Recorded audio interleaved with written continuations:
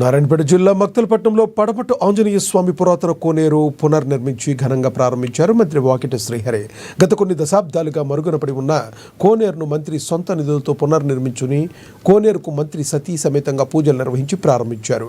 పడమటి ఆంజనేయ స్వామి జాతర బ్రహ్మోత్సవాలు డిసెంబర్ 2వ తేదీ నుండి ప్రారంభం కానున్నాయని తెలిపారు. వారం రోజుల పాటుగా బ్రహ్మోత్సవాలను ఘనంగా నిర్వహిస్తారని తెలియజేశారు.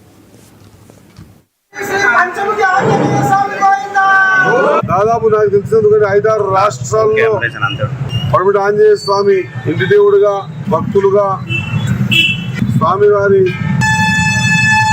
సంకల్పంతో ఏ స్థాయికి ఎదిగినా కూడా ప్రతి జాతరకి పడమటి ఆంజనేయ స్వామి దర్శించడానికి వస్తున్నటువంటి భక్తులందరికీ కూడా 4వ తారీఖు రథోత్సవమే కాకుండా 3, 4, 5 ఈ తేదీల్లో భక్తులందరూ కూడా పడమటి ఆంజనేయ స్వామి దర్శనానికి వచ్చినటువంటి భక్తులందరూ 100 సంవత్సరాల చరిత్ర గల కోనేరు, ఆ కోనేటి స్నానం ఆచరించి భగవంతుని దర్శించుకొని ఆయన కృపకు కటాక్షులు కావాలని చెప్పేసి మనస్ఫూర్తిగా కోరుతూ భక్తుల సౌకర్యార్థం అన్ని రకాలైనటువంటి వసతులు కల్పించడం కూడా జరిగింది.